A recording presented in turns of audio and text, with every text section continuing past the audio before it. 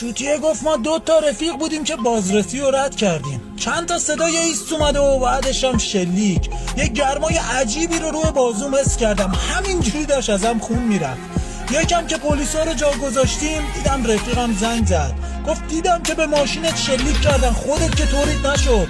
میگه گفتم رفیق زدنم، چشام داره سیاهی میره. اومد کنارم واساد، گفت اصلا نترس، الان سری میبرمت بیمارستان.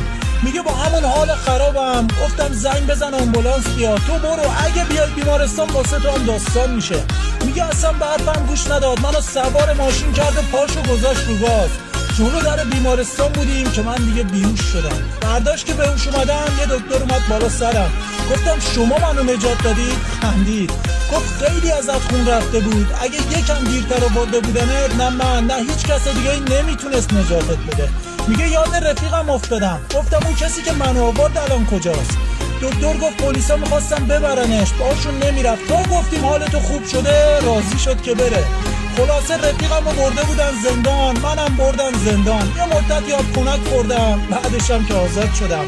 ولی رفیقم هنوز تو زندانه چون سابقه دار بود. با معرفت خودشو فدای من کرد. میگم رفیق نفس کشیدنم یادم بره، خوبیایی که تو در حقم کردی و یادم نمیره.